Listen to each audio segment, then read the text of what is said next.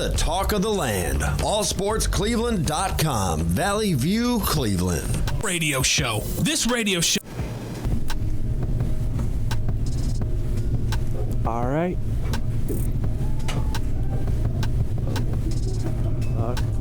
Can you all hear? Yeah. Are we live now? Yeah, we're live. Oh, this is a great start. Welcome to So What the Catch. Thanks for that wonderful start, Churk. Churk gonna Churk. Welcome to the Churk experience, everyone who's actually listening live for the first time ever. I know. That's just a little bit of a sample of what things happen on this show. Yes. Yeah. But now we're happening live, and you're hearing it live, so that's fun. So we're going to start this off with the big local news of the weekend, probably for the rest of the season for this team, and that's the Cleveland Indians have changed their name to the Cleveland Guardians. I don't know how you guys feel about, 1, the name change, 2, the name they picked, and 3, the logo package, so let me hear you. I have been predicting the name Guardians for several months, so I'm okay with it. And the reason I like the name is because Progressive Field and Rocket Mortgage Fieldhouse are right next to each other. All you have to do is walk through Gateway District to get from one to the other. And since the Cavaliers' name has to do with defending and all that, I think Guardians fits in well. I don't mind the name change. I think it's going to be hard to get used to, but that would have been no matter what name it was. And I think that's like a lot of the reason so many people are reacting. I think they would have reacted no matter what the name was. Like, it's just the fact that it changed. But I like the name change. I was a little thrown off by like the whole connection between Guardians and something about a statue in front of there, the Guardian of Traffic statue. Yeah, it's on a bridge. Because I've never even paid attention to that statue, so... You were one of several thousand people to make that exact same comment. That's a pretty tenuous connection at best, but I mean, other than that, I like it. I think it's funny they're calling Progressive Field the G-spot now. I mean, that works. It gives it a better name anyways, but I don't mind it. I don't mind either. I kind of thought that we were gonna go in like the direction, like take something from the movies that the Indians were in. Major League? Yeah. So remember that we're gonna be made the Wild Things? Something like that. I would have been fine with that, but Guardians is okay with me. Now that you say that, that's my last thought too. Is that I feel like there were just so many cooler names like Spiders and everything else that was going around. That is one thing I thought. It's just interesting to me that they landed on this one. I don't mind because, like I said, no matter where they landed on, it would have been a different, but I just don't understand why they landed on Guardians. Well, Just as long as it wasn't the Steamers. didn't you say that Spiders wasn't even in consideration? I was just about to say that. I was listening to the Baseball Tonight podcast on Monday, and they were discussing the name change process, and Spiders internally was not an option. Just like how they immediately rolled out any option of another Native American themed name, just how they rolled out Tribe instantly. Spiders was not under consideration for a name. Just off the top of my head, like the Rockers, okay, because that goes with the Rock and Roll Hall of Fame, or something with a bigger connection. The connection between Guardians and this Guardian statue, it's not doing it for me. If you want to make the fan base even more mad than they already are about this name change, going with something rock and roll themed would have been the exact way to go. Because, good Lord, every single time something happens or some suggestion with Rock and Roll Hall of Fame with this city happens on the internet, outrage. And let me tell you, during the unveiling of the All-Star Game logo in 2019, the future Guardians fan base all collectively rolled their eyes on the internet. It was quite entertaining to watch. I'm happy that the NBA All-Star Game logo, that when it comes here to Cleveland, it has nothing to do with rock and roll. Yeah. And I'm completely surprised. And also I'm going to add another reason why I don't think Rodgers, 2 more reasons actually. One, it was the name of the WNBA team that was here. Yep. I didn't know we had one of those. We did. For a brief period. That was a very generic suggestion too. Like I was just saying in that direction. The other thing to consider is the Colorado Rockies are a team. Too similar. So you take Rockers out of it, but some kind of rock and roll connection or anything other than a connection with a statue. What would Marty Jannetty say about the Rockers? I don't care. I don't care. Wait, Shawn Michaels? Your point is totally valid, Kramer, and I completely agree. It's just my reasoning for why they think, again, my reasoning for the Guardians is because since they're right next to the Cavaliers, that just kind of made sense. Churk hasn't gone berserk on this topic yet. I mean, the way I look at it is, in addition to the new name, first of all, they needed to change the name. The name's been outdated for a long time. And is contrary to what people on the world of Twitter say, the issues that Native American groups have not just been from the last 10 or 20 years. They've been fighting this name for 60 years because of how much they did not like it. So this isn't a new development that they were unhappy with it, number one. As far as their number two, as far as the names go, I find the name fine. It's fine. It's middle of the road. I mean, there's lots of nonsensical names in sports. Okay, how many Pirates are in Pittsburgh? Not many. Okay. There's 2 teams named after socks. So. As Mike Polk Jr. Honestly said in his most recent video, we have a team named after colors, the Reds. There's two teams after colors of socks, the Red Sox, White Sox. And the Oakland team is just the Athletics. Yeah. Yeah. So I mean, it's not really a very diverse or creative group of names. So the name's fine. Yeah. But let me tell you, that Flying G baseball logo is terrible. That is one of the worst logos I have ever seen. So I have a question now that they did this name change. You had been talking just like a couple weeks ago, maybe a month ago on this show about you think they're going to sell the Indians because they hadn't changed the name yet. Yes. Now that they changed the name, and there was other reasons too, but now that they changed the name, does that change your mind on that? I know the answer on this one. And are you ready? Drum roll, please. No, and here's why. They still haven't signed the lease yet. Exactly. Until they sign the lease extension. I completely disagree because just like you say that, you said they didn't have this name picked. They figured out the name thing. I think they'll get that figured out. Is where I'm going with. I was saying, and that. Are you ready for a rip-off segment? Because I'm ripping off a segment that usually appears on 92.3 The Fan. I have a conspiracy theory. Is my new segment. I'm saying from Ken Carmen. Deal with it. Well-timed Churk. That was a good one. That was good. You picked your spot perfectly with that one. Good job, Churk. Here's my conspiracy theory. They chose a name that was so middle of the road. They chose a graphics package which was so objectively terrible that in an effort to actually sell the team and move the team, they alienate as many people as possible, so when it does happen, nobody cares. I respectfully disagree, and you can, find me on Facebook whenever they do sell them and make fun of me. If they I want them to stay, but until that lease extension gets signed. And you think they're going where? Nashville. I agree. Why Nashville? They've been trying to be a baseball team for years. What you got over there, Churk? So you're thinking the Tennessee Titans thing is happening? Tennessee Titans? What? Where are you going with this? Then they became the Tennessee Oilers, and then became... Oh, they'll just be Tennessee whatever. I mean, they've been trying to... The Music City Sports Group, or whatever they're called, they've been trying to get a baseball team there for a long time. And Nashville's close enough to Cleveland that a division realignment wouldn't be necessary. Yeah. They would still... If they moved to Vegas, there would be a complete overhaul to happen. If Oakland moved to Nashville, division realignment would be necessary. Right. The A's are most likely going to move to Vegas, and the Indians, if they don't sign their lease, are going to move to Nashville. That's where I'm at. But I would love to be wrong in all of this. Yeah. Love to be wrong. But until they sign that lease extension, I'm skeptical. Before we head to break, can Churk go berserk on the topic? Go berserk. Go berserk. You got do it. Do it. And we still have 30 minutes, so I don't know why you're worried about it. Go. All right. So yeah, I made a video about this already, talking about like how this is a great start, changing the name and all this. But I do think there's like some symbolism in it, specifically with like just like if you think about it, like the Indians, Native Americans, like they've been some owners probably go into their land and take the oil. Oh, I think you talked about this on one of your videos recently. That's what you just said. That's what I just said. Oh, yeah. He literally started this off with I did this video with this. Yeah, and I think that's the deeper level into this, to repair this whole thing. So looking at it from an actual Native American standpoint, yes, where you're at. And help repair, support Native-owned businesses, all that kind of stuff. You just reminded me, though, you started going down this trail.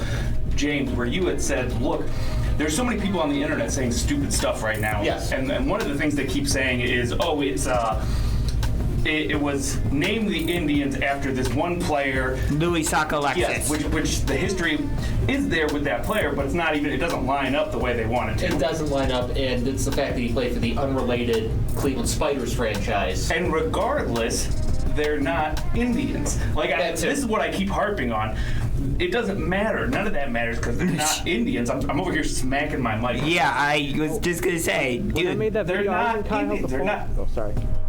Christopher Columbus called them Indians because he thought he landed in India.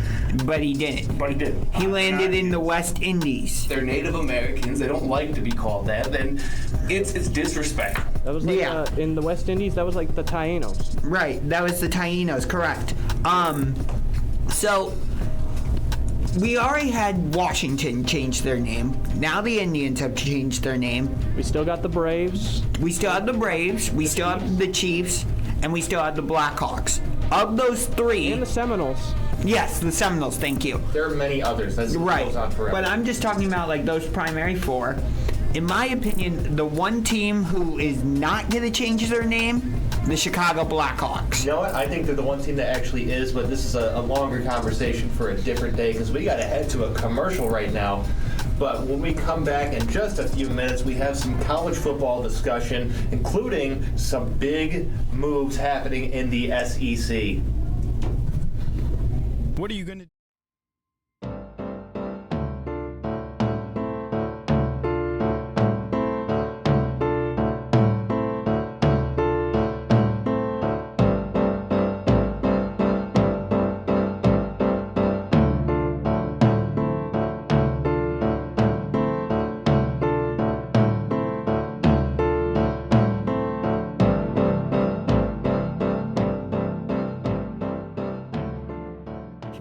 You're listening to the flagship home of Lake County Captains Baseball. We are the talk of the land. AllSportsCleveland.com. Valley View, Cleveland. So now we're on. what's the Now we're on. catch? You gotta tell us while we're on. I heard the commercial go off. Churk Experience round 2. No, I'm trying to like put the mic lock talk on and like turn it off, on and off throughout. I at least For any want of to those point audio out. engineers who are hip to that. I at least want to point out that Churk is obviously really trying. Yeah, Churk is trying. So kudos for that. And this is our first time actually being live, so. Yeah, in a while. It's an experience, and welcome to everybody who's joining in now. But Churk Experience, thank you. Yes. You're in the Churk box, baby. It's almost, yeah. Churk's going berserk by pressing buttons and tell us we're on when we're already on.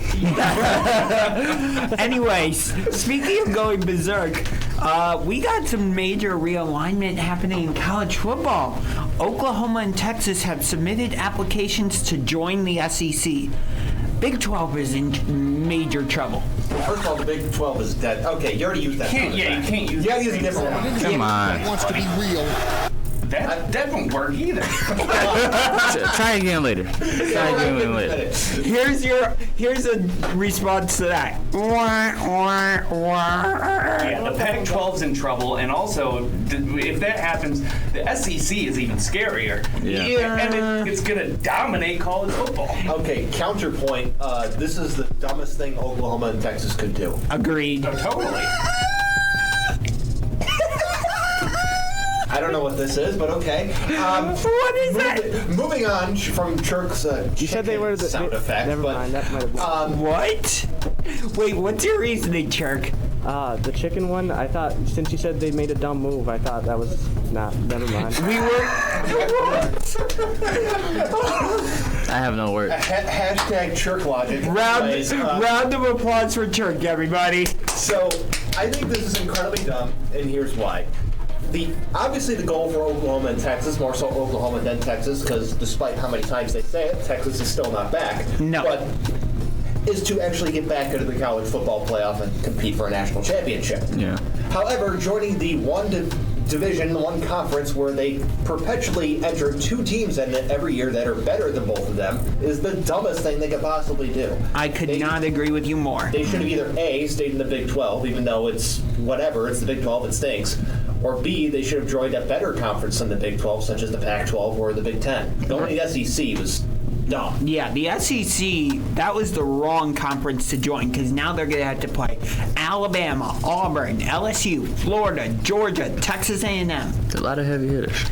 So I'm reading about this, and they're saying that because of this, that if this happens, it could actually jeopardize the chances of an extended playoff happening. And it says that it could very well delay it. They're trying to say that the 12-game idea was on the fast track to get approved before this season, which I know James and I have both said we're not fans of. Oh, if this kills the 12-team playoff I'm thing, good with that. Yeah, thank you Oklahoma and Texas for being dumb. I wasn't thrilled about 12. I just wanted them to expand it from 4. Well, the reason I'm bringing it up, I'm not exactly sure I understand why. I mean, I guess. I have an idea.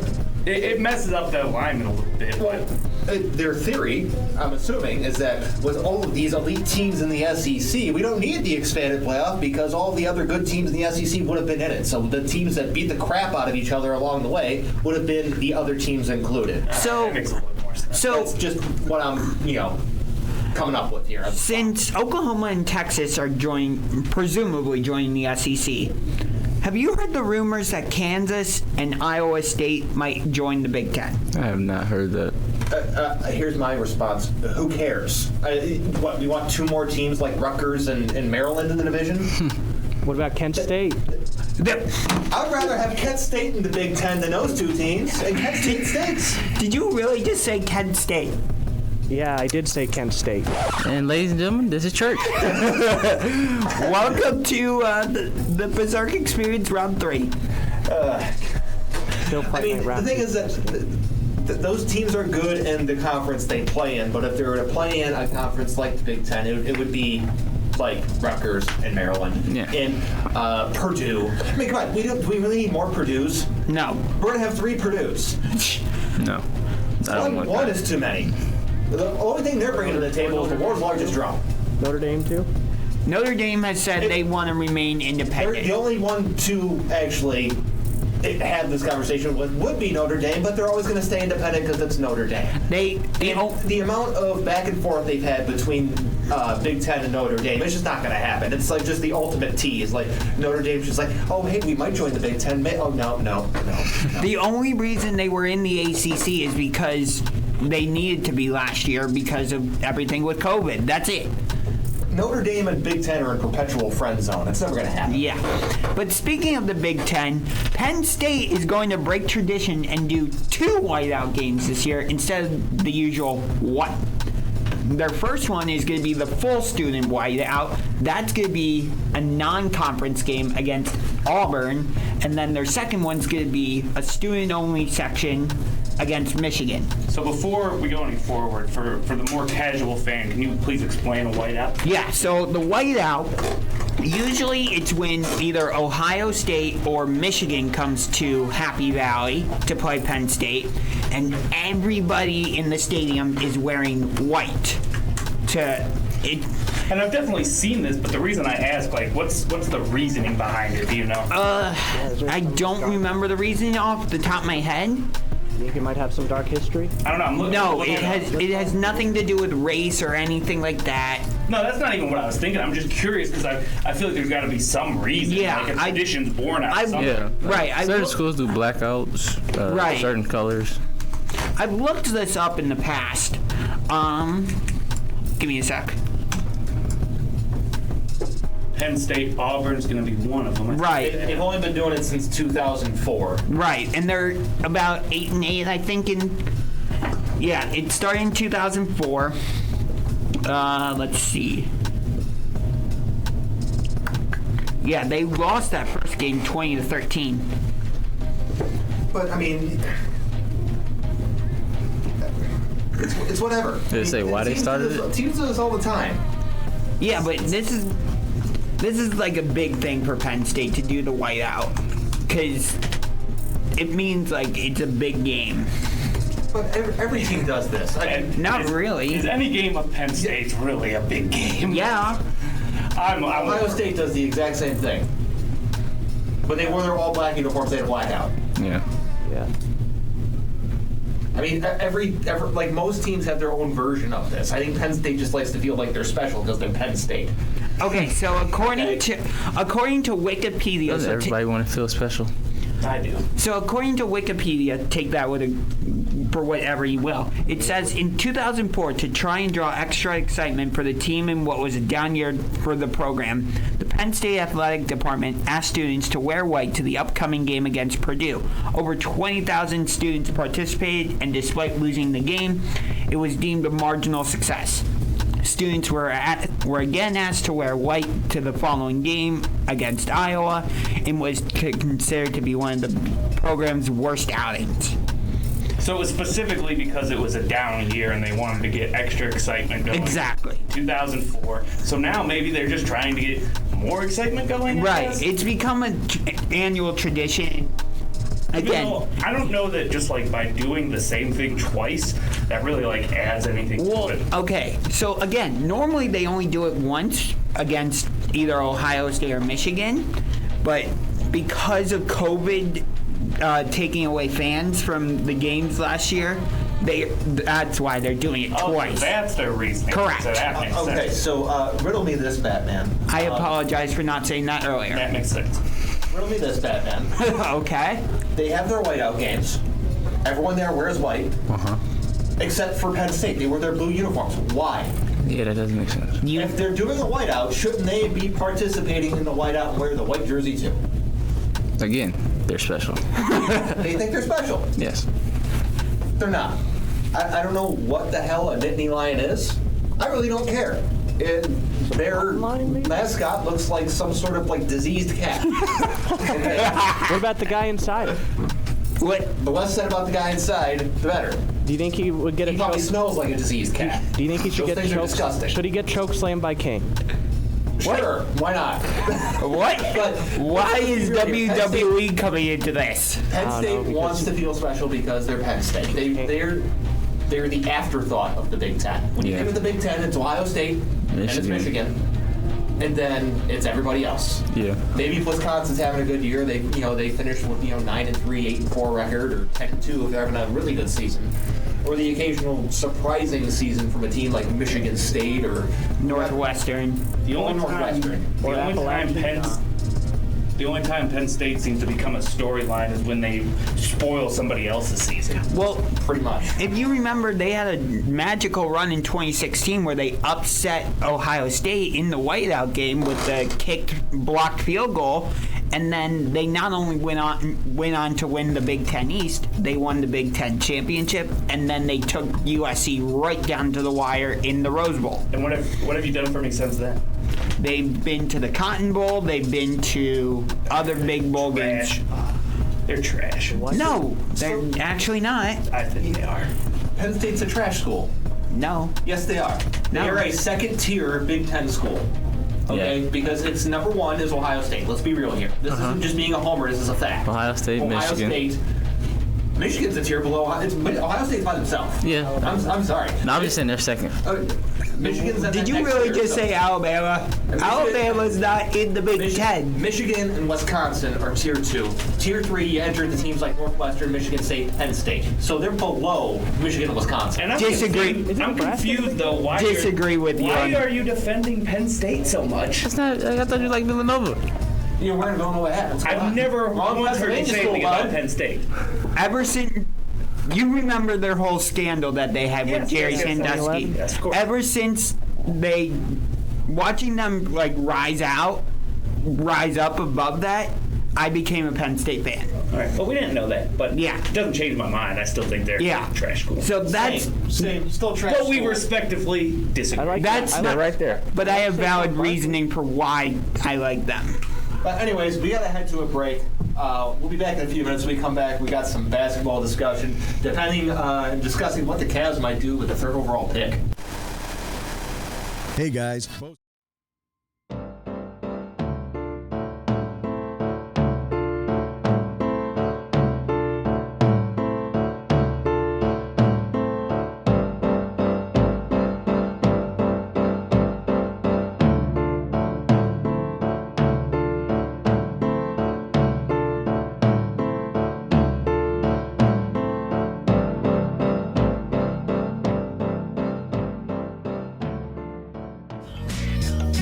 listening to allsportscleveland.com, your home for the best high school basketball in Northeast Ohio.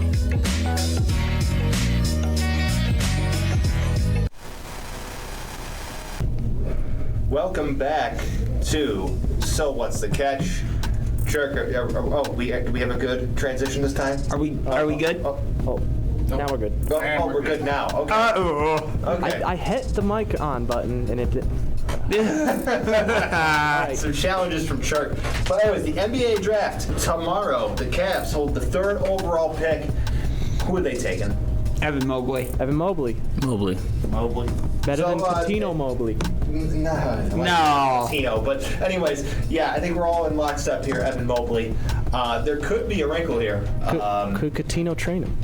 No. The Cavs could trade down with the Thunder, because the Thunder and Cavs have had trade discussions about Cavaliers trading down. So you're saying the Cavs would give up the number 3 pick to the Thunder?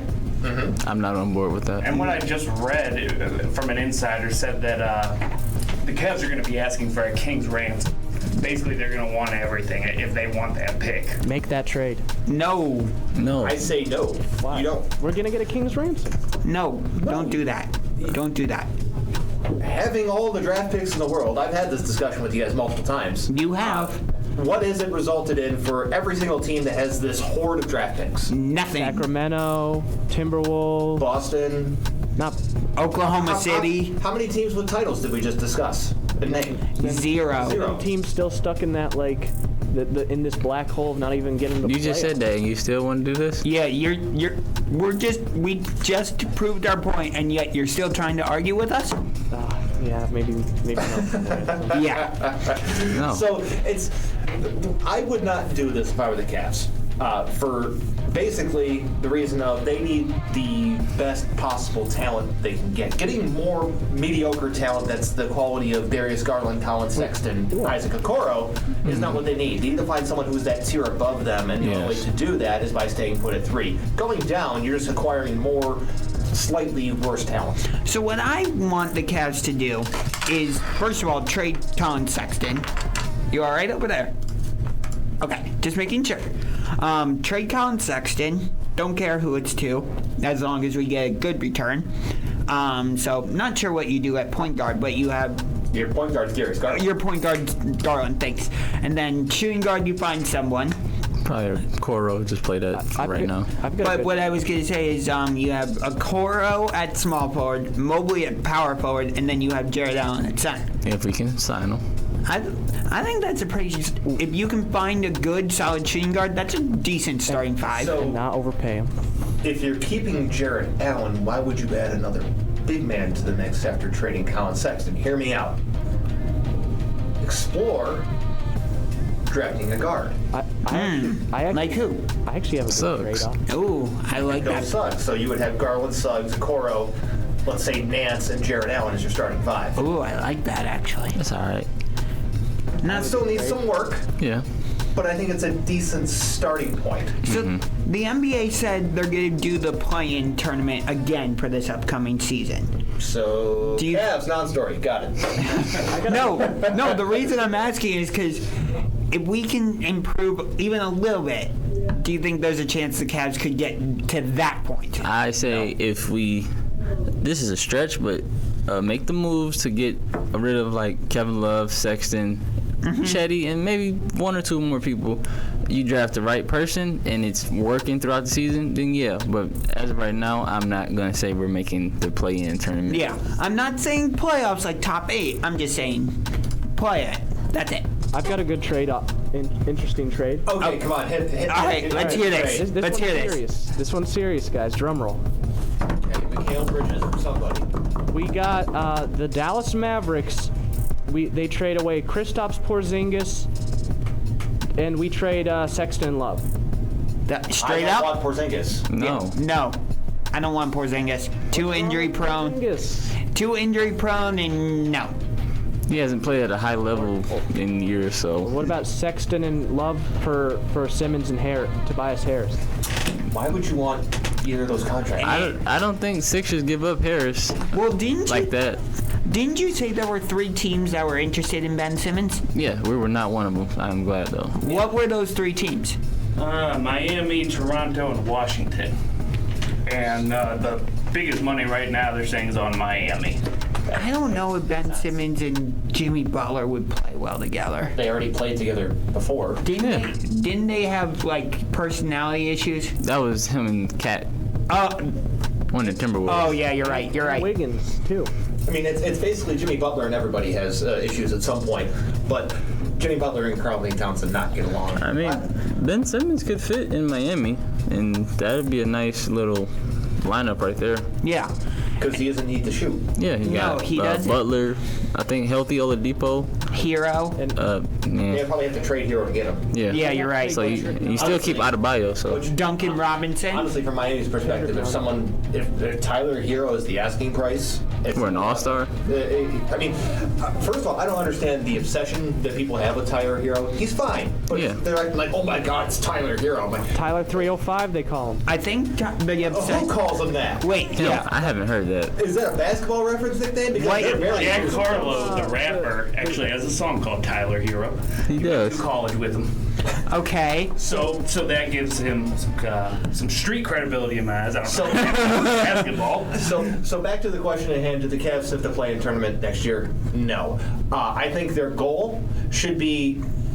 I'm looking at the record. They finished 28 games below 500 last year. Mm-hmm. Get that to 25 to 22. Yeah. Okay. So make that next a little bit of improvement. Yeah. For the love of God, score. They were the lowest scoring team in basketball last year. How did they not score when they had somebody on the team that averaged 24 points per game? Are you talking about Colin Sexton? Yes. Yes, Colin Sexton has a high usage rate. He's not effective. He's not efficient, and he's a ball hawk. I gotta correct you on that. He did have a 45% field goal rating. That doesn't matter if He's you're not efficient.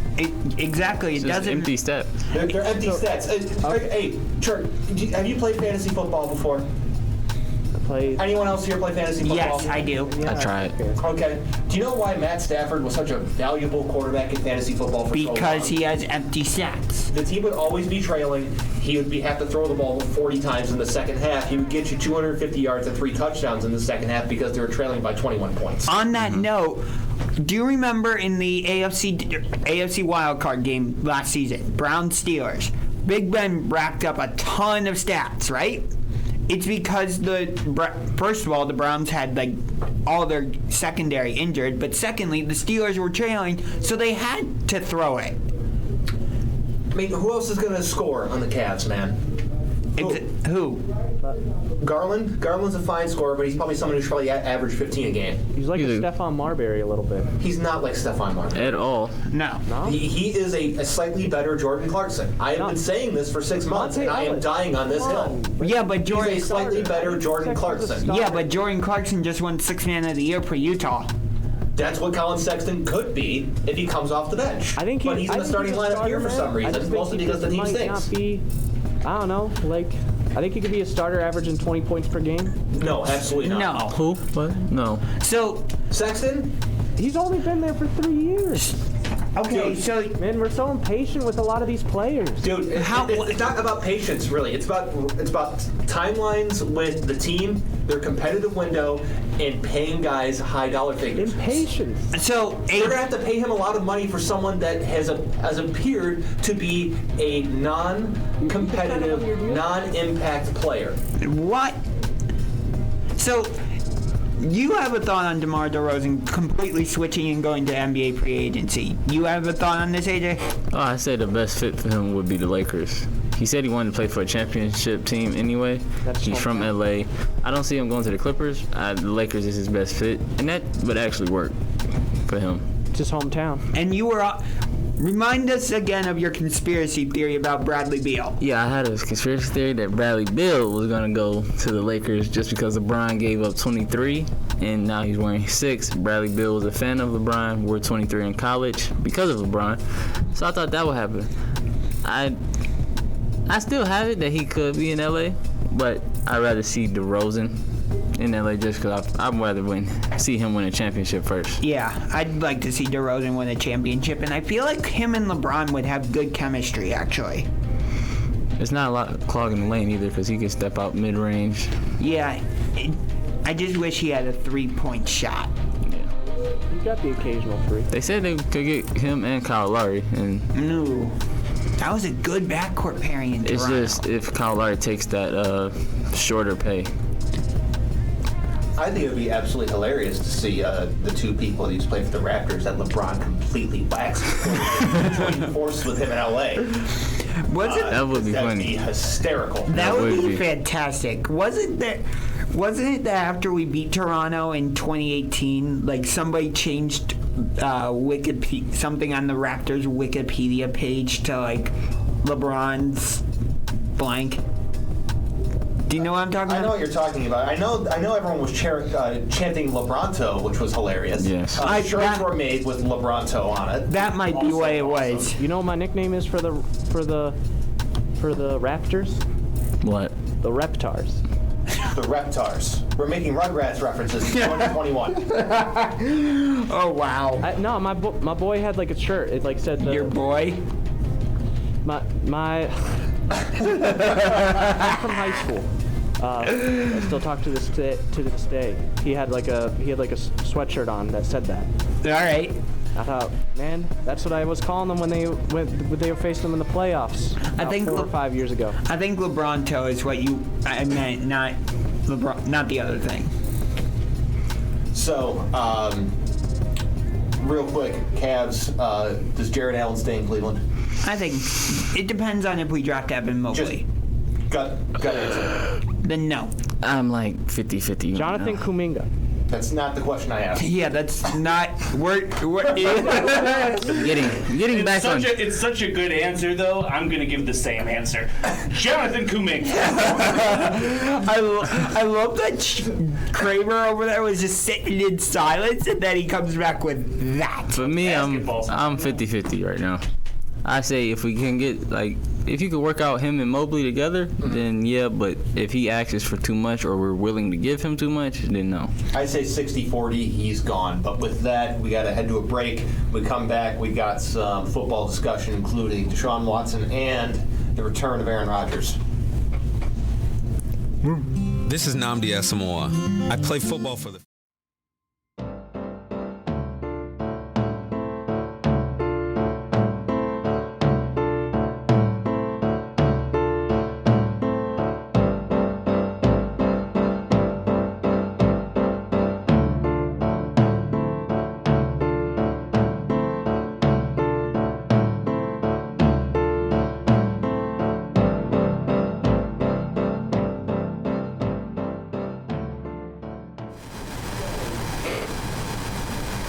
Big news. Oh, we're on. We're on now? Did you press the lock button? Are we good? Yeah, we're good. Lights on? We're on? All right, now we're good. Sure? Yep. Yep. 1, 2, 3. Okay, we're back. We had some big news happening in Green Bay yesterday. Aaron Rodgers back with the Pack. I wasn't sure it was actually going to happen. I thought that he might have either retired or got traded, but he's back. I thought he was retired. I thought he was good. Hold out at least. Glad he's back though. You might be pulling some Brett Favre. But he's back with the team, playing with the team. That's exactly how. What? What? Favre Dude, the same pattern. Brett Favre retired, came out of retirement, got Aaron traded. Rodgers just didn't talk to anybody. Right, Brett Favre. Which is pretty much normal for Aaron Rodgers. Right, when Brett Favre retired, he then came out of retirement and got traded to the Jets. I know I saw one funny thing about this. Somebody wrote a whole article about like, okay, yeah, he's coming back to play for him now, but can you really trust that he's going to give it his all? Look, Aaron Rodgers is going to give it his all no matter where he's at. Yeah, pretty much. So I don't think he's going to try to take out something spiteful on the team during the season. And, I do. I don't see that. You think it's his last run though? I saw on his Instagram he posted the Jordan and Scotty Last Dance, and then I forget who else posted it. Devontae Adams. Yeah. So. Well, they're both impending free agents now. But in Because they regard, redid his contract. So he can leave, which is what he wants. it's going to be his last year in Because Packer for sure. him and Mr. Guntekunst do not get along. And the Packers just traded for Randall Cobb. Wait, what? Yeah. They got him back? Yeah, Randall Cobb is back. Yeah. Right? That was part of the condition of Aaron Rodgers returning to the team. He's like, I want my contract redone, and I want Randall Cobb. All right, then I think Cobb could actually maybe have a resurgence. Cobb will be fine. Cobb's a fine guy. I know there was some questions about whoever they drafted this past draft, the receiver. Yeah, I don't remember off the top of my head. It doesn't matter because Aaron Rodgers is going to throw it around Cobb. Who Yes. cares about the new guy? New guy can work out things with Jordan Love for next season. Right. Or the new guy could take over and prove himself. So- You never know. And it could be a three-person receiving corps. Who cares? It's gonna be Devontae Adams, Randall Cobb, then Donald Driver. bring Donald Driver out or inside. Being Greg Jennings back. Yeah. Put the whole team on his back. What was Chris Berman's nickname for Donald Driver? It was like Bring Jordy Nelson back for that matter. Chris Berman always said something. Chris Berman always came up with terrible nicknames. Yeah. I don't remember one for Donald Driver. The only one I remember for receivers is I can see for Miles and Miles Austin. My favorite was Deuce McAllister. Ace, Deuce, and plenty of use. So, Oh my God. So Kramer, you said earlier you don't think that Rodgers is going to do anything to spite the team. Rodgers is a true competitor and a professional, and I think no matter where he lands, he's going to play his hardest. I agree with Kramer. Well, so here's why I'm pushing back a little bit. Just because he's back with Green Bay, I think he's going to take this season to really say, screw you guys. I'm going to show you what I can do, and I'm going to show you why you shouldn't have ticked me off. Well, what I'm saying is in spite of it, he's not going to go out there and tank. He's not going to go out there and purposely lose. I get what If anything, yeah, it'll help him. He'll have an anger and a resentment about him, but he's going to be a better player for him. Okay, so I just saw what you And said something else in a I just different saw way. too is he actually he gave up a decent little chunk of money. Well, to me, it's a decent little chunk of money this summer. This is the first time ever that he skipped preseason. He made it on the very last day for veteran reporting, and by doing that, he missed out on a $500,000 workout bonus. Wow. All he had to do was show up one time and work out, and he would have had $500,000. I guess to Rodgers, that's money to throw away. I mean, he probably just filmed the new State Farm commercial and got that money back. or that Yeah, I would not be missing a $500,000. Well, I wouldn't either, but when you Yeah. have FU money like he does. How much do punters make? Punters? Like $1 million a year. Why'd you bring punters into this? He wants to try out for the Browns. Now we actually already did have got the tryouts Scottish this week. Hammer. Okay, so speaking of quarterbacks coming back to training camp, Deshaun Watson's back with the Texans. Dude's not going to play. Come on. No? No. Absolutely not. Are you saying that because of his treatment? Of the 22 criminal allegations against him. That's why. Got it. There's zero chance he takes the field when these investigations and trials and whatever are still going on. Is his He's got commissioner's exempt list written all over him. is his career done? Depends on how this all sorts out. I can't answer that though, but it depends on all this sorts out. All it takes is just one for him to be done. Will he be on the Stunning Growth YouTube channel? Do what? Nah, just like a bunch of, it's a sport, it's usually mostly Please don't basketball. say it. We don't know what that is. Matt, it's mostly basketball, but it talks about stories that, like, what could have been. I'm going to say no. He will not be on the Stunted Growth YouTube channel. Shout out to you. He's got other problems to worry about showing up on that channel. Yeah. He's got. I don't think he throws a pass at all this year as long as this stuff's still going on. He doesn't show up on the channel, they just analyze him. Well, I understand, but the fact of the matter is teams aren't going to want to actually trade for him, especially with the reported asking price. It's like 3 first-round picks and like 2 high-quality players. The Texans have zero interest in trading him. Yeah. So I don't think he plays. No. I agree with you. I don't think so. He can show up to practice. He can show up to training camp. He can do whatever, but there's no way. He ain't playing. There's no way the NFL's going to play. So following through on that, who do you think starts for the Texans this year? They have Tyrod Taylor currently, Davis Mills, and Jeff Driscoll. So if they don't make any other It'll moves, be Tyrod. Tyrod, but do you see them trying to make a move? Are they going to play with Tyrod? They'll play with Tyrod because they're a team going nowhere. They just need someone to man the ship, not have it go down in flames, and just create some sort of stability, which is what that franchise needs. And I think he's a guy who can provide some stability at the quarterback position. It's not exciting. It's not great. If you love checkdowns, Tyrod Taylor's your guy. But aside from that, I really don't think that they have any sort of urgency to make a move. At How about Deshaun Kaiser's second chance? He's been out of the league for 4 years now? Something like that. I think that he's still young. He's only 25. But he stinks. Yeah, he did not. He stinks because of this. No, he stinks because he stinks. He stinks because he's a Notre Dame quarterback. They're terrible. Yeah. So how badly are we going to smash the Texans in week 2? I hope like I'm very not bad. making predictions. This early. Yeah, not this early. I mean, no one can make this prediction after week 1 and before week 2. I mean, the Cavs, or not the Cavs, the Browns lost against the Jets last season, so. Yeah, true. That has an asterisk on it, though. Their entire receiving core was out with COVID. Yeah. He was throwing at guys that nobody in here has ever heard of. That's just the perfect example. Why though? Of why not to make speculations this far back? Because who would have ever thought? This season or this last season ended up so strange. You just never know. And speaking of COVID, Ravens quarterback Lamar Jackson tested positive for COVID-19 again, and he's going to be sidelined for a while. What kind of impact do you think this has on the Ravens? Anything? None. When does the season start? Not till September. They'll be fine. Over a month from now. So, yeah. Didn't he have a really bad response to that first time he had COVID though? I believe so, yeah. So he'll either be out for at least 10 days or a couple of days, depending on vaccination status, which teams are not allowed to disclose, or if he returns 2 negative tests in 24 hours. So A lot of players are threatening to retire. yeah, I think You know what? Let's have this discussion. Say it to the mic. Say it to the mic. Yeah, say it again. Yeah. Say it to the mic. Exactly what you just said. No, I was saying that, isn't there like a lot, with these rules, a lot of players are like threatening to retire? Yeah, and you know what teams will say if they threaten to retire? Go ahead. We don't have to pay you. Yeah. We keep going. You are irrelevant to the entire equation. If they want to retire, the teams won't care. But I think one of the best receivers was on the list. DeAndre Hopkins mentioned this, and this was a possibility. But you know, if he retires, you know what the Cardinals say? Bye. Yeah. We don't have to pay your massive salary and large contract.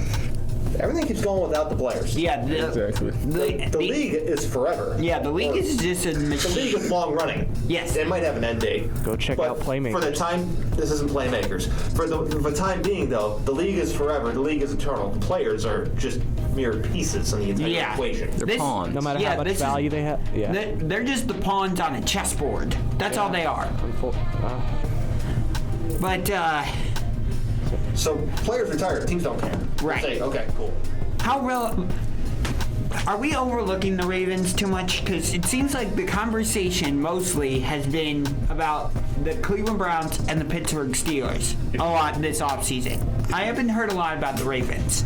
If you go back to when we were talking about predictions on this show, I think we pretty much all brought up the Ravens and said that they're going to do some damage.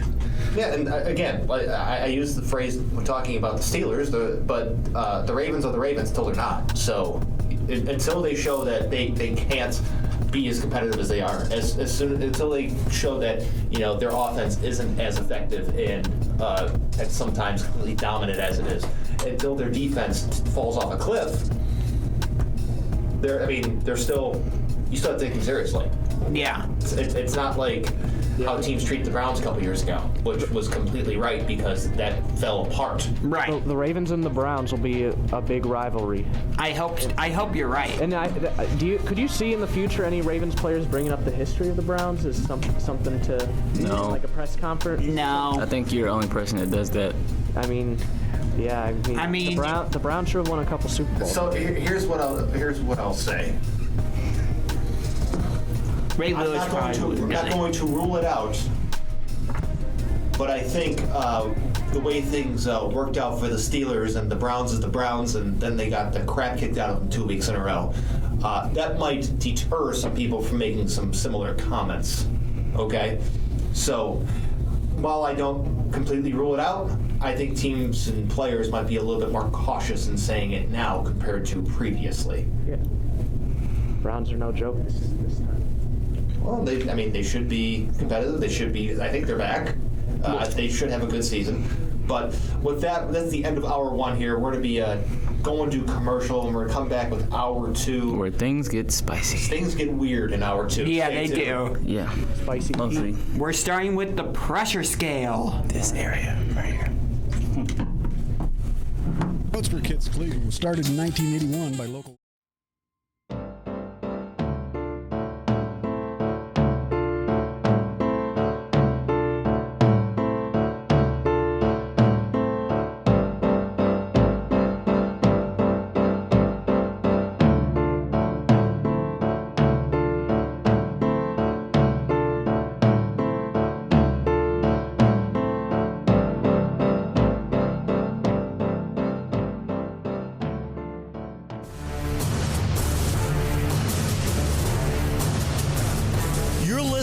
to your exclusive home of the 2017 Barron Cup, allsportscleveland.com.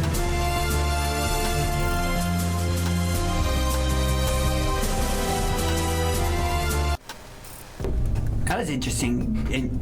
So we are back here, and there's a famous song by the band Queen called "Under Pressure."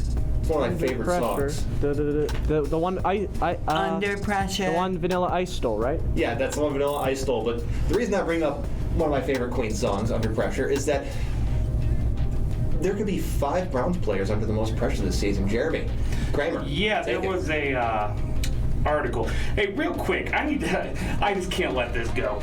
During the break, you turned around and you asked Churk what? Was that too loud in there? And Churk, you answered. I thought you were talking about the computer for a second. AJ, Churk answered. It's sleeping. I was talking about the computer. I thought you were going to ask me about the computer. I couldn't really. Oh my God. So at that time when he said that, I immediately said, all right. I just left it at that. I didn't want to yell again, so. And he just used another sound effect. Yeah, that's awesome. But, was that an eagle? Pigeon, I mean? I don't think it's from Philadelphia, though. Oh man. Oh my God. Brooks already. Hour 2. Hour 2, baby. Welcome There was to an the article in the weird Mansfield hour. News last week from Jake Furr, and he was looking at who he thought are the players most under pressure going into this next season for the Browns. And I kind of wanted to put this out there and see what we thought. Did they miss anybody, and do they have this order right? See, at the very top of the list, and we're going from top to bottom, So 1 to 5. 5 to 1. So from the least pressure down to the most pressure. Gotcha. They're saying with the least pressure, but still with some pressure, but the least out of these 5, OBJ, Odell Beckham. And I have a little bit of an issue right off the bat with that, because I feel like he's under a lot. Yeah, I think he has the most pressure. He he only had one 1,000-yard season with us so far. He only played 2. Yeah, he's only played 2. 2 years. I'll hold off. Second. Who's number 1 on you? Baker. Yep, same. But Beckham, I say second most. Yeah. All right. I want to hold off on my opinion until you give all 5. Well, getting back to the list, number 4, they have Jadeveon Clowney. Yeah. Okay. Okay. Number 3, Grant Delpit. Mm-hmm. Number 2, Mac Wilson. Mm-hmm. Number 1, Joe Woods. This list there's something wrong with this list. Okay. I don't know if there's anything wrong with this list. This is an interesting approach.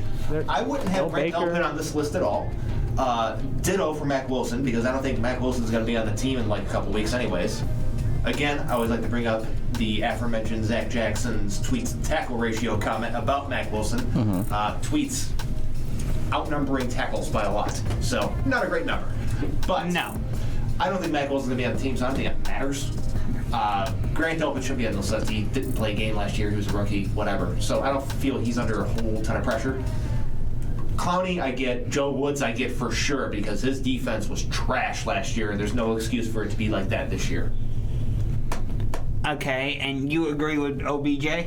OBJ's on the list. I say he should be second. I say Baker 1, OBJ second. I'm going to say Joe Woods third, Clowney fourth, and number 5, Njoku, to prove that he's not a complete waste of roster space. Okay. I think Clowney should be up there. I'm taking out Woods and Njoku. You're taking out Woods? All right, let me watch. I need to watch more Woods. Did you watch the defense last year? I need to watch more Woods highlights. So he's the defensive coordinator. Yeah, he's the So so my list would be Baker. I'm learning.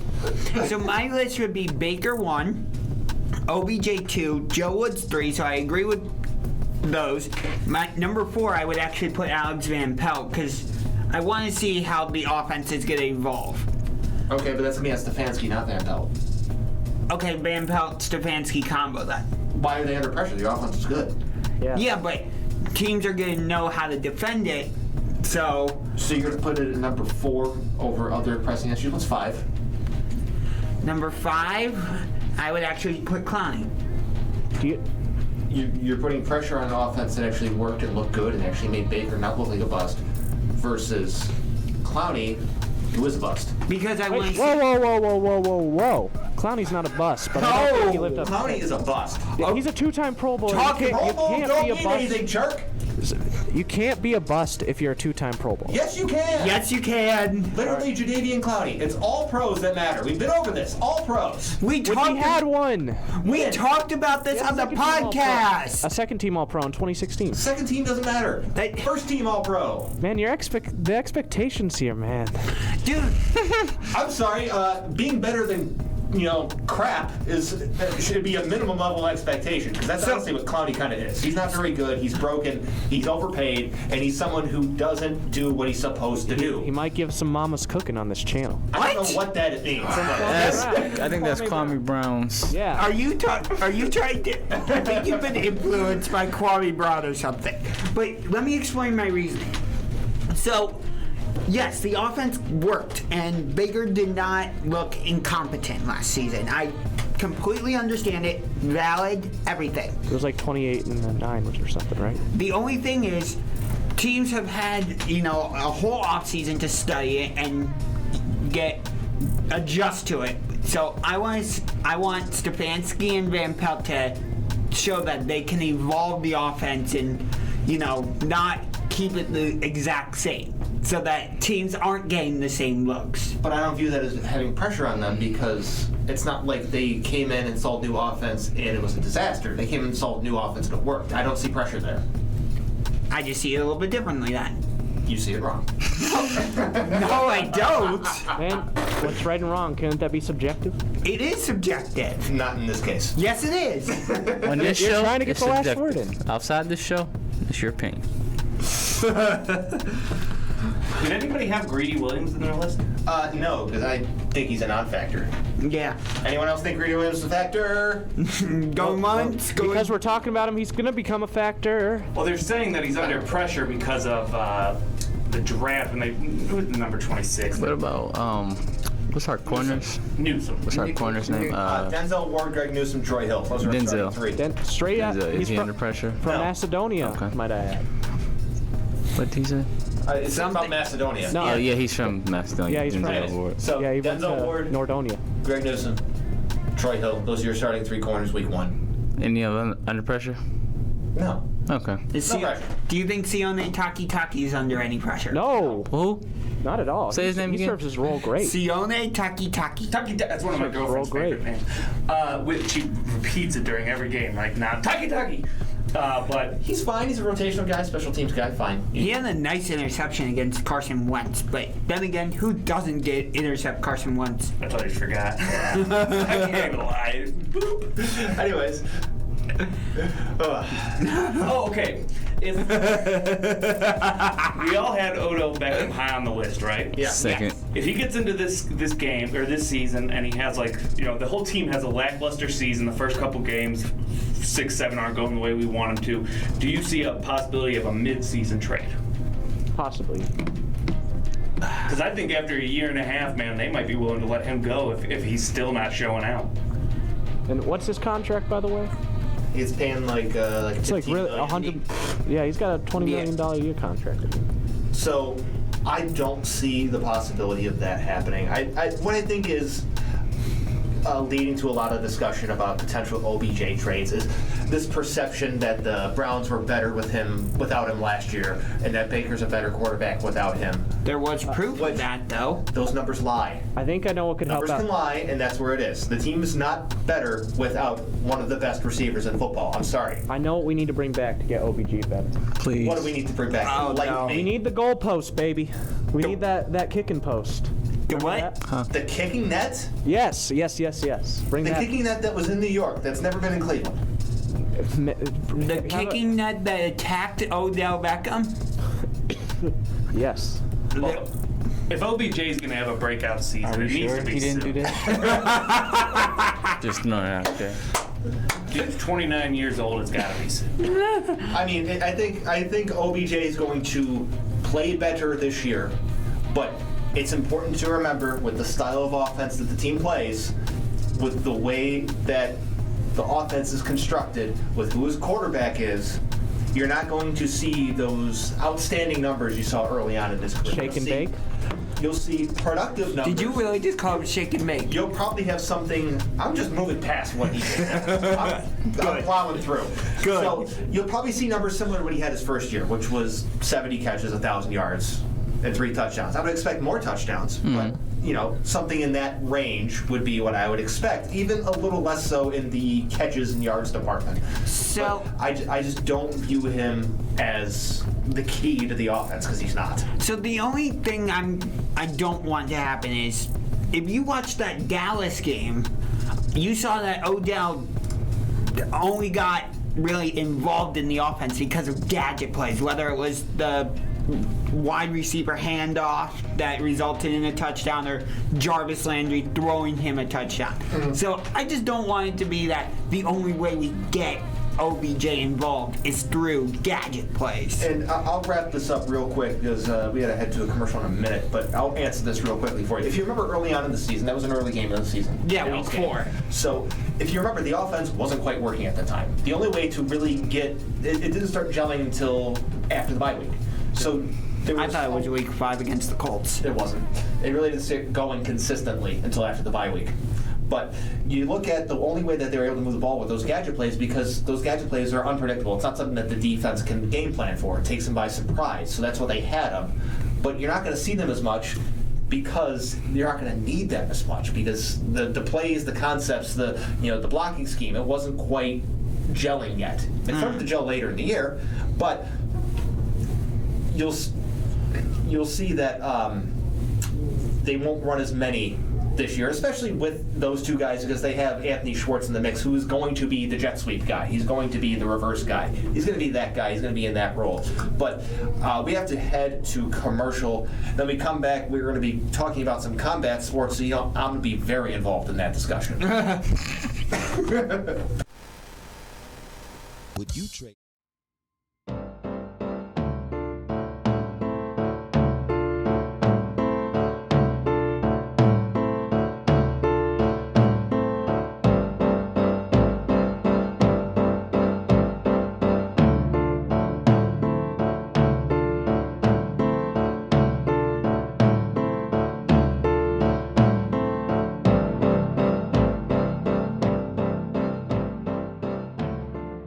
Valley View, Cleveland. Super Show live from 2 Bucks Parma.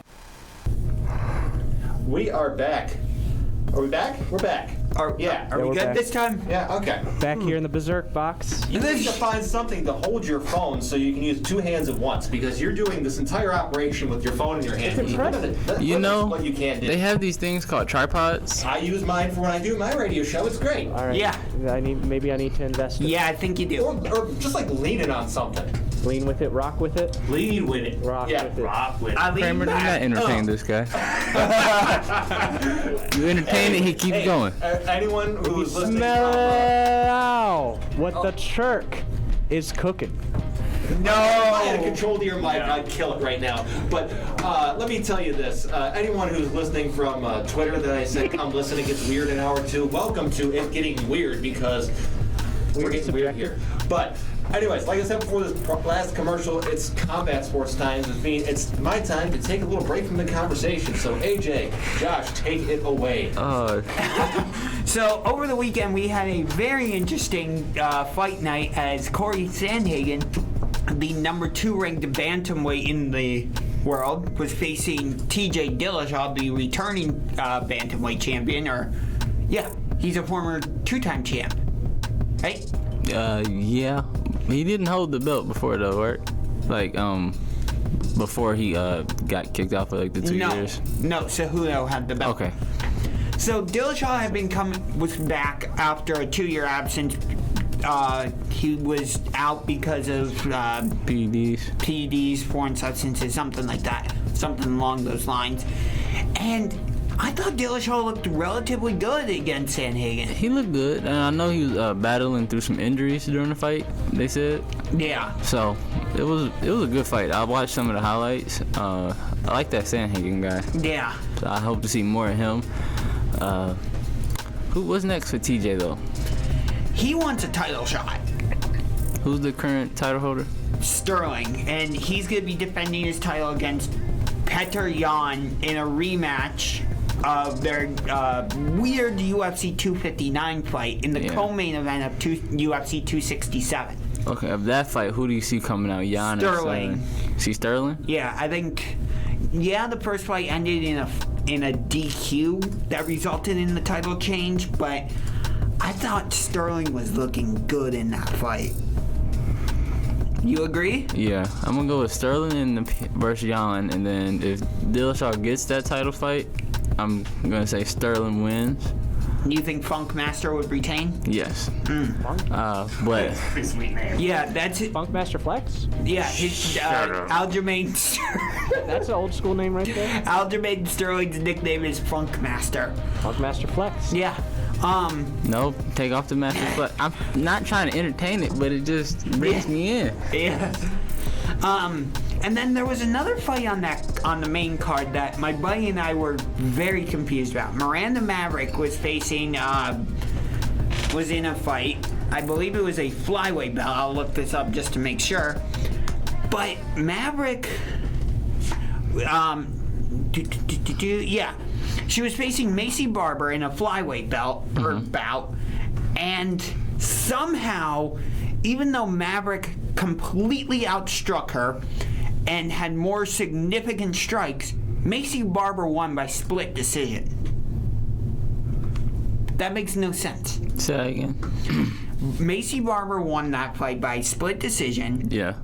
But she was outstruck, and she had less significant strikes. Did it end up on the ground at any point? Barber had more control time. So do you think that's what tipped the balance then? That's probably the deciding factor. Just the control and then her not landing significant strikes. Yeah, because Maverick had 82 total significant strikes. Maverick had 82 total strikes and Barber had 38. And then in terms of significant strikes, Maverick had 47 and Barber had 36. Yeah, it had to be the ground. Yeah. And then we get UFC 268. We are getting Kamaru Usman versus Colby Covington 2. Usman's gonna win. Are you excited for the fight, though? Yes, I am, because I do not like Covington. I don't know anybody who likes I'm not going to say the other Covington. What? Never mind. Move past it. Okay. You know what my favorite part of UFC is? Joe Rogan post-fight interviews. Yes. Yes. I'm telling you, like, there's nothing better. No matter how bad you got beat, or he's gonna get his interview in. So, well, it's just wonderful to know, like, these dudes are waking up from knockouts with Joe Rogan standing over them, like. So what went wrong there? Could they bring back Adam Goldberg too as the play-by-play? No. Remember him there? On those old teams? Adam Goldberg. I don't. Only Goldberg I know is WWE Goldberg. Yeah, the only Goldberg I know. So. I'll get back to that because I'm tired of seeing him in the WWE. Yeah, Goldberg came back and he's getting a title shot against Bobby Lashley. I saw. Yeah, I'm not happy about it. Talking about Adam Goldberg, the play-by-play guy. Something like that. Yeah, but I'm Goldberg. I'm very excited for this rematch between Usman and Covington because 54. Their first fight, like going into it, there was a lot of animosity. There was a lot of hatred on both sides, and both guys are their games are based off their wrestling, and yet I don't think there was one takedown in that first fight. I think Usman has changed his style a little bit. He's more stand-up now. Well, maybe that's just been his last few fights. I think it's also because of the opponents he's faced. Yeah, but he couldn't get in the ring with Churk Berzerk. Yeah. You would die. Dude, if you face Kamaru... Dude, that's not Jake Paul. And I'll do the Battle of the Tough Guys, like that really bad movie. If you face Kamaru Usman, you would get smashed. You would Battle get... of the Tough Guys? What? Never mind. I'm just gonna move on from that. UFC 265, not that great of a pay-per-view card. I mean, it's Derek Lewis against Cyril Gane for the interim heavyweight title in the main event, and then Derek Lewis wins by knockout. Yeah, especially because it's in his hometown of Houston. And then in the co-main event, Amanda Nunes is gonna smash Juliana Pena. Agree? Yeah. Yeah. And And then UFC 266 is going to be amazing. We got Volkanovski against Ortega for the featherweight belt. I like Brian Ortega so much. I think Volkanovski's going to win that fight, though. I'm going to go with Ortega. Let me rephrase that. I don't want Volkanovski to win that fight. I want Ortega. I just think Volkanovski has a style that will frustrate Ortega to the point that he's going to win. Yeah. That's what I mean. And then Shevchenko is fighting, defending her title. I don't remember who her opponent is off the top of my head. I always forget. Hold on one sec. One? Really? Churk just won it today. Lauren Murphy.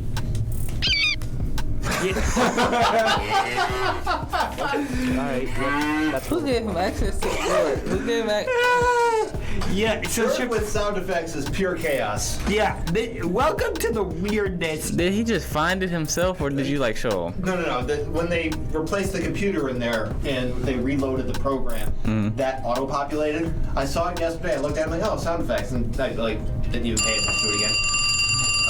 We don't have phone calls. This is not a call-in shit. Man, we needed the phone. I want callers to come in eventually. So, He just pressing buttons.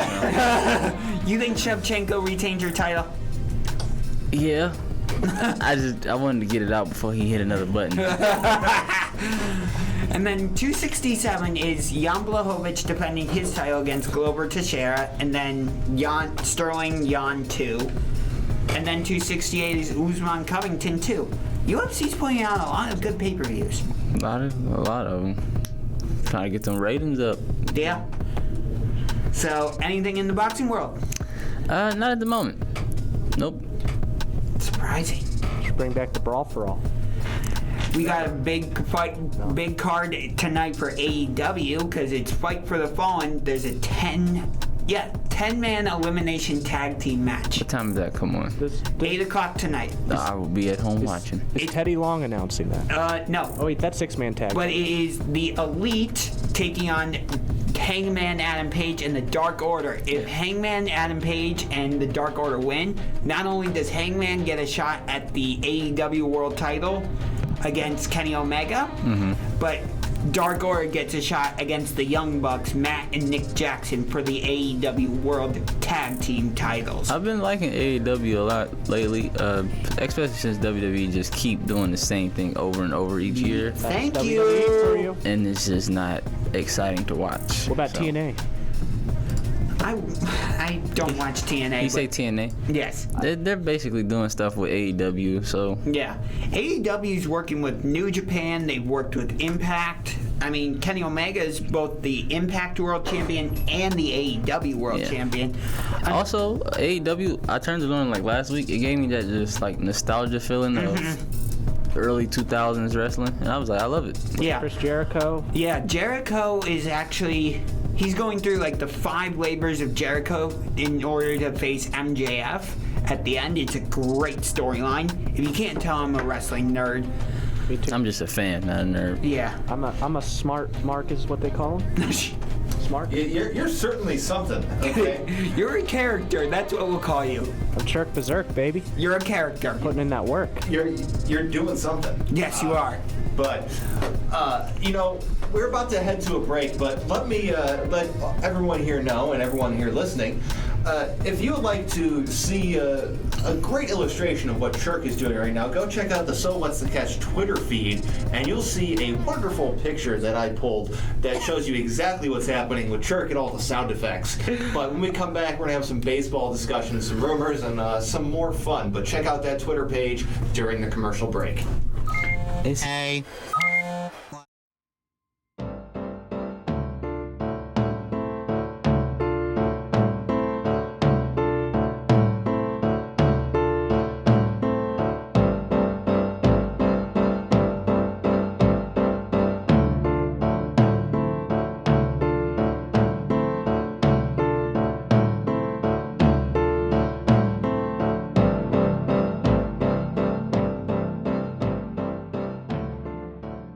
Flagship home of Lake County Captains Baseball. We are the talk of the land. AllSportsCleveland.com. Valley View, Cleveland.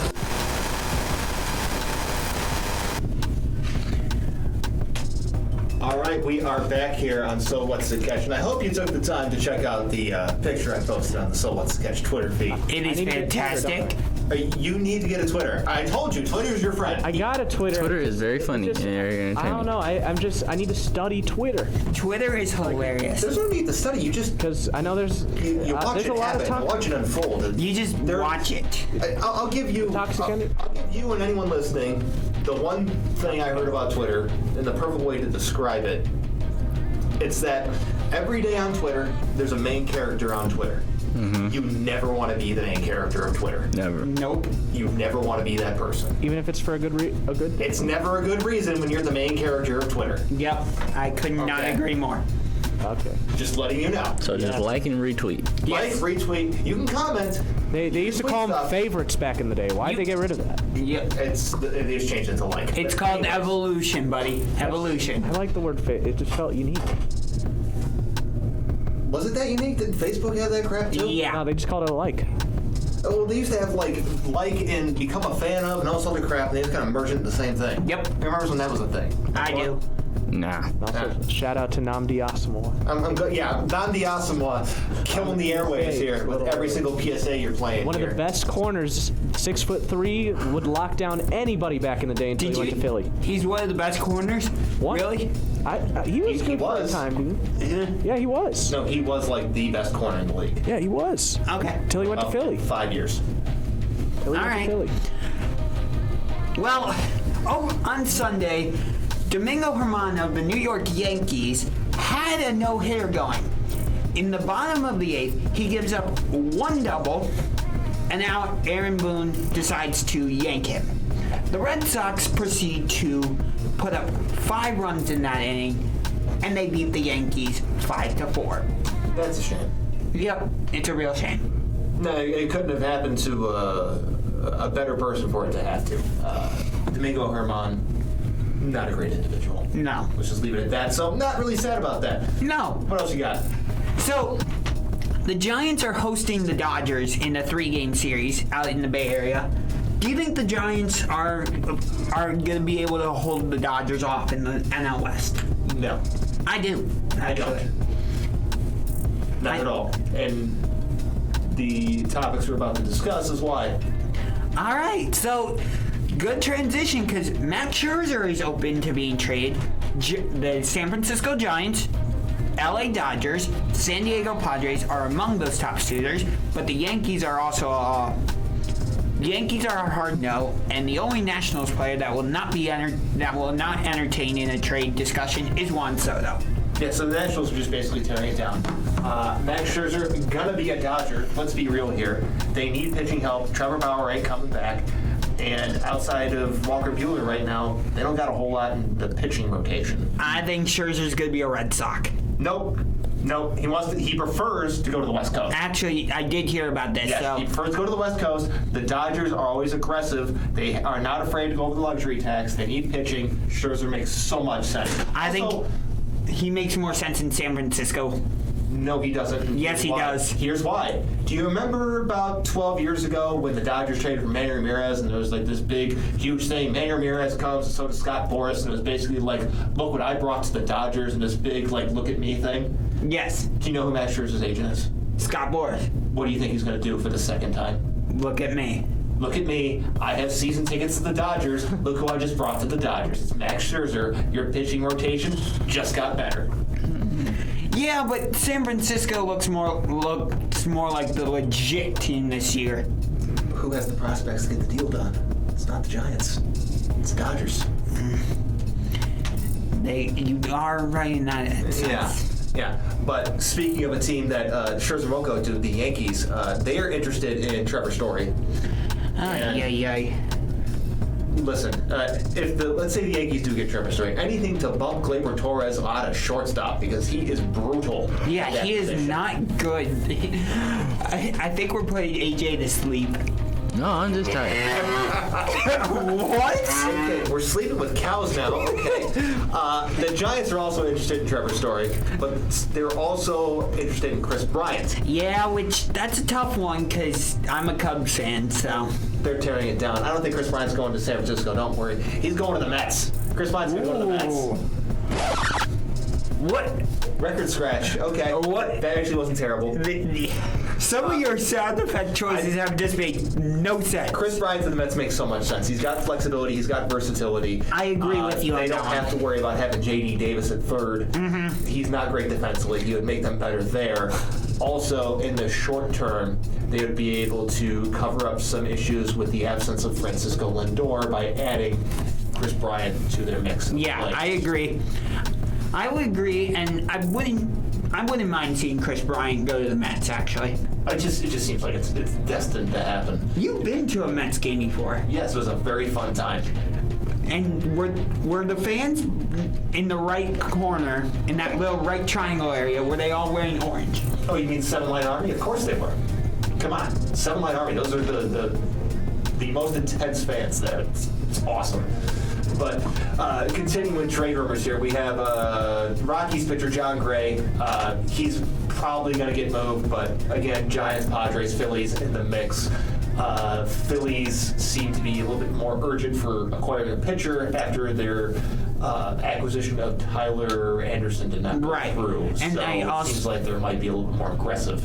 And I also think that the Rockies are not going to trade John Gray to the Dodgers, Padres, or Giants. No, never mind. Since they're in the same division. I don't think that really matters as much anymore as long as they give someone a good prospect in return. If they get a good return, trading division is not like as taboo as it used to be. I thought it was still a big taboo. It's not really. Oh. I mean, and let's be real here. I mean, the Rockies... Then again, the Mariners and Astros just did a trade. Exactly. Yeah.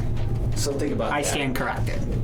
But touching on the Yankees for just a moment, again, they were interested in Starling Marte, but not going to get it done. He's now off to Oakland for Jesus Luzardo. I was surprised the Athletics traded Jesus Luzardo. Yeah, but I don't think they're going to be in Oakland for long anyway. They're going to Vegas. I believe that as well. We have one more Cubs player to mention here. Craig Kimbrell. Craig Kimbrell. The Dodgers are talking to the Cubs about multiple players, including Kimbrell.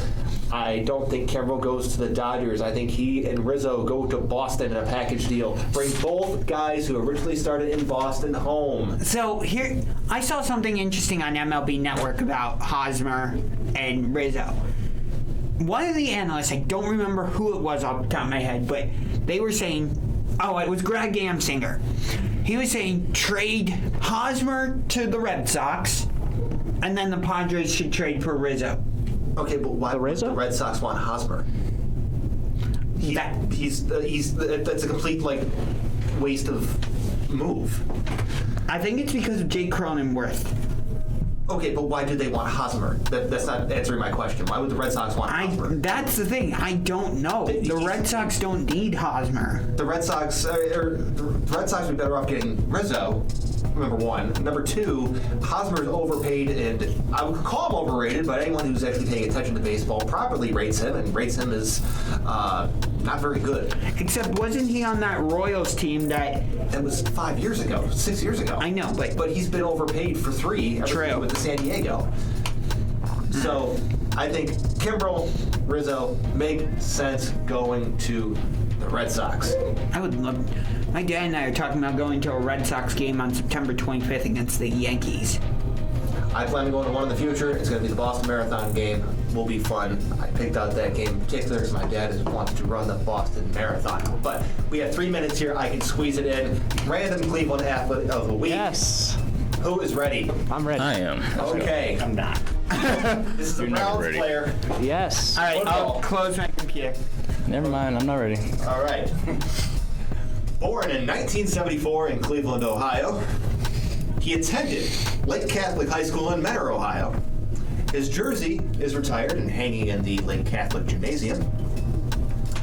He spent the beginning of his career playing for 3 other teams, appeared in 3 Super Bowls, winning 1 before joining the Browns for 2 seasons before his career was cut short due to call it a non-injury reason. Quarterback, you said? I'd not say he was positioned, but he is a wide receiver. Whoever he is, he's 47 years old. Yes. Jermaine Lewis. It's not Jermaine Lewis. Wide receiver, won 3 Super Bowls. No, appeared in 3. Oh. Won 1. Won 1 Super Bowl. With Tim Biaka? Nah. He won his 1 Super Bowl with the Tampa Bay Buccaneers. Oh, so it's 2002. 2002 Buccaneers. Joe Juravicius. Nailed it. what was his last name? Joe Juravicius. Joe Yep. Juravicius, 6'5". Yep. I think he was 200. Okay, yeah, I'm listing out way too many stats right now. You're welcome for the assist. 230 pounds. He played with the Seahawks. He played with the Browns. Played with the Buccaneers. What did he have for dinner last night? Again, welcome to the Weird Hour here on So What's the Catch? And Weird is subjective. The reason I chose this particular player is the college he attended was Penn State. And we talked about Penn State earlier. Okay. So, it all comes full circle. All right. Welcome to things coming full circle on So What's the Catch in Hour 2. The Weird Hour. Churk, how about some sound effects? All right, let me see. I didn't know what this one was going to do. Let's find out. All right, let's find out. To register your copy of Sam at www. What?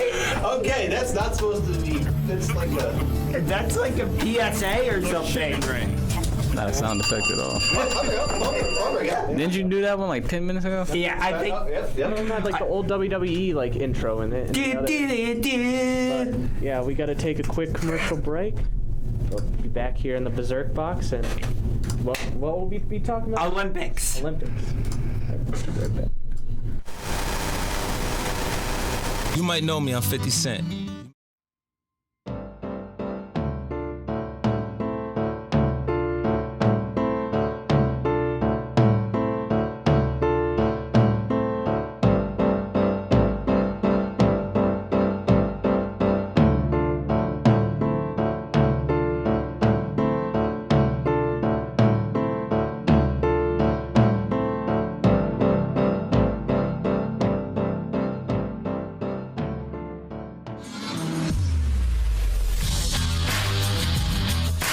You're listening to the flagship home of Lake County Captains Baseball. Isaac scores and the Captains walk it off on opening night. We are the talk of the land. AllSportsCleveland.com, Valley View, Cleveland. All right, so we are back here on So What's the Catch in the... Huh? Oh, continue. You always... Without fail today. So we're back with our final segment, and before we get into the Olympics, that Lake County Captains commercial is like 3 years old. Wow. At least. But it's funny because I went to a Captains game on Friday, and it was supposed to be Cleveland Sports History Night. They didn't do anything with Cleveland sports history throughout the game. Nothing. So. Well, I mean, you saw some history. They got no hit. Yes, they lost. They lost 14-0, and they got no hit. So there's your sports history. You were so craving. You saw history. They got no hit. Yeah, I didn't stay for the full 9 innings because it turns out Friday night Captains games are firework games. All right, but anyways, let's go to the Olympics. Yeah, so quick. Shout out to Tiger Johnson. He is a boxer from Cleveland, and he is advancing to the quarterfinals. And then we had Simone Biles. Yeah, so the bummer for the Cleveland boxer is that now nobody's going to be watching the Olympics. Support Simone Biles' decision. But yeah. Because Simone Biles is out. Yeah. That was my point. I'm glad they're taking some of these athletes are taking a stand. Didn't know she was from Columbus. Yeah, she is from Columbus. And she says the reason she's pulling out is because of mental health issues. So I actually have an article on why she pulled out, and she gets deeper on this. And it's really interesting because she said it was mental health issues, right? Mm-hmm. But then in the interview, she said what it was that she had a little bit of the twisties, which is something I've never heard before. But it's the gymnastic version of like the yips. And she's basically saying that she's been doing her twist, and she's been like a half second off on different cycles and twists she's doing that like she's really used to doing, and it had her pretty much in disarray. Injury. It had her in danger of injuring herself. So that's why the overwhelming mental health. But it was actually because of a case of the yips. I also heard there was a secondary meeting. I don't know if you heard about this, but I heard like she had a flashback to her. I think she was part of the gymnastics team that was involved with Larry Nassar and that whole. I didn't see that. I'm not aware of that, but here's the one thing I'll say about this. I talked a lot extensively about this subject yesterday on my show. Go check it out every Tuesday here. But anyways, I gotta shamelessly plug that. But unfortunately, her decision to withdraw from the Olympics brought up all the scumbags of the internet and anyone that said anything negative about themselves. Check yourself in the mirror. Realize you have zero chance of anything doing relatively compared on the same level of her. So I said it yesterday, I'll say it again. Simone Biles on her worst day is better than you on your best day. Yep. Mm-hmm. I think I saw Simone Biles is like doing some sort of event here in Cleveland at the Fieldhouse in like late October. She might. I don't know. I'm not aware. I'm not up to date on Simone Biles things. But before we get too down this rabbit hole, Kramer's got a quiz. Let's go. Yeah, I do. I'm over here reading Simone Biles stuff. I have a quiz, and it actually has a few Olympic things in it as soon as I find it. Intriguing. Is this for everybody? Yeah, this is for everybody, and it's supposed to be a funny sports quiz. I didn't really get that off of this, but we'll see. Okay. By the way, it's called the Gold Over America Tour, and it is starring Simone Biles. So question number 1, and this is going to be one where really it's going to be about timing, so we can almost just go ahead and put it on James' head. But this Mark Twain quote is about what sport? A good walk, spoiled. Baseball? Nope. Cricket? No. Describing a sport, he said a good walk, spoiled. Soccer, football, soccer, but the I'm really real surprised you're not getting this. Spoiled. Basketball, football. What sport are you walking in? Good walk, spoiled. Golf. Golf. Oh. Nice. All right. One for AJ. Oh, AJ. AJ on the board. All right. That's probably my last one right there. To be honest, James is going to get the next one. Michael Jordan has won 3 numbers over his NBA career, 23, 45, 12. and 12. I was about to say that. Nice. All right. Uh-oh. AJ. Is AJ coming for the crown? No. He's just doing himself. Yeah, during a match, February 14th of 1990, he wore 12 because number 23 had actually been stolen. The New Zealand men's basketball team has what nickname? The Tasmanian Devils? No, but unless you're watching the Olympics basketball games, I'm not sure how you would know this. But the name of the team is the Tall Blacks, a spin on the name of the New Zealand Rugby World Cup team called the All Blacks. Don't they have like some famous like chant that they do? Haka. Yeah, haka. Yeah. I think Arizona does that same thing. In bowling, what is the name given for 3 consecutive Turkey. strikes? Turkey. Nico? One for me. Which Chicago Cub players had to take time off due to a violent sneeze? Oh, God. Chicago baseball, you said? Chicago Cubs. Baseball. I'm out. Violent Sneezed so violently he suffered back spasms. Oh. Mark Pryor. No. Kerry Wood. I'm going to give you a clue that should really throw it out there. Steroids. Sammy Sosa. Sammy Sosa. And this is where he takes the lead. Who got that one? Me or him? That was James. That was close, though. It was close, but it was James. Yeah, I started by saying, for some reason, I almost said Alfonso Soriano. Pistol Pete was the nickname given to which Pete Maravich. I knew that. I did not hear any of these. Pete Maravich. Pete Maravich. No. Pistol Pete was the nickname given to which multiple tennis Grand Slam? Pete Sampras. There you go. I heard Pistol Pete. I thought basketball. We all with basketball. Yeah. What is the name of the fictional sport played in Harry Potter? Quidditch. Quidditch. Quidditch. I didn't watch Harry Potter. It's not either. fair. And I didn't either. there's also basketball too. We're not talking basketball. Yeah, we're not talking about basketball? Harry Potter. No basketball. Baseball was a good movie. The average baseball game lasts for 2 to 3 hours. During this time, on average, how many minutes of action are there? 90? 10. Man, it's in between those. 15. 20. Closer. In between those. 17. 18. 16. 18. They say that there's actually only 18 minutes, about 90% is spent between pitches and during other I times. just want to point out we both said 10 to start with. Yep. And I said 90. Yeah, not 90. And you said in between that. I'm like, that's a very big gap. What sport do the Pittsburgh Penguins play? Hockey. Can we just tie on that one? That was a bit of a tie. Yeah. Thank you.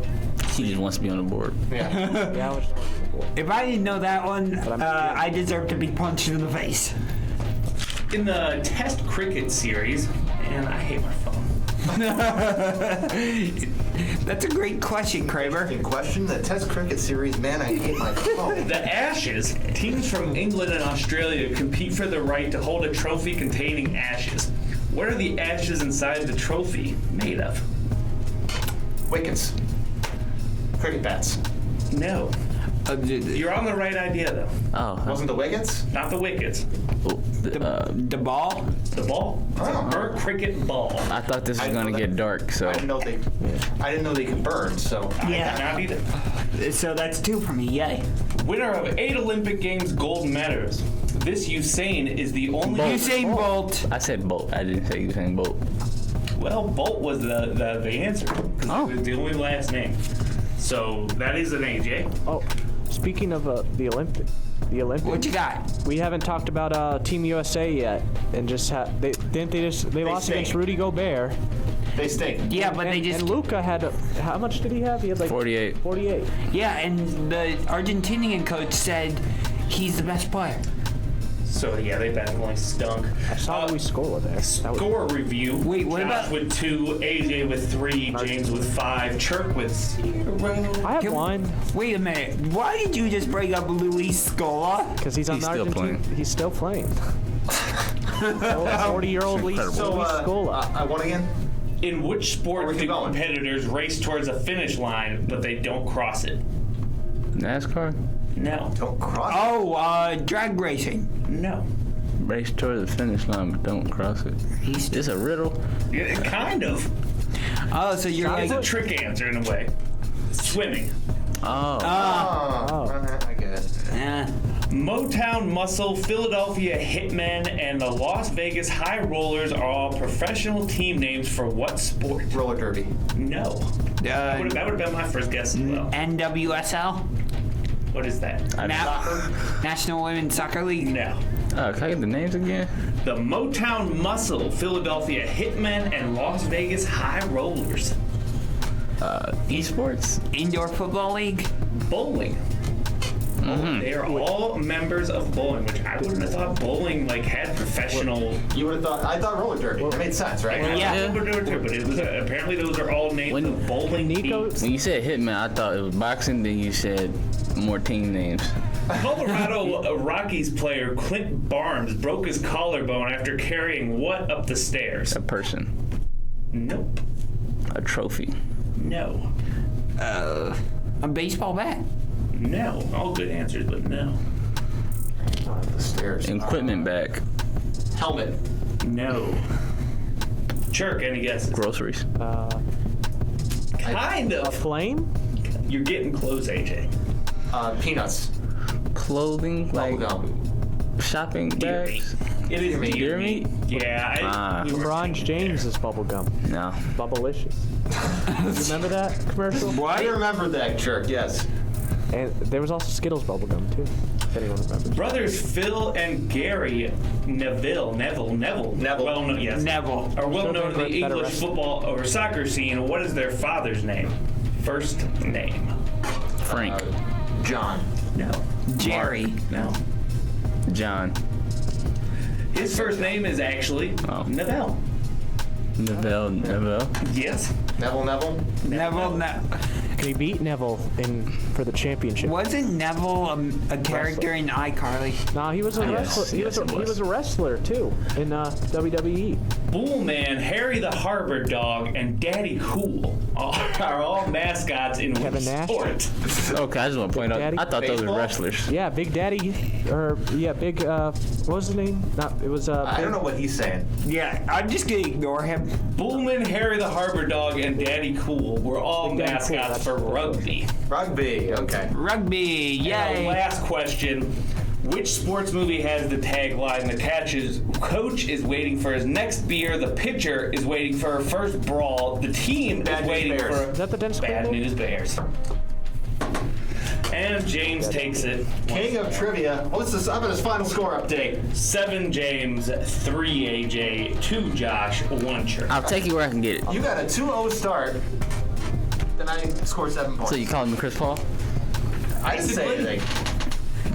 But I did not say it either. Guys, it's that time.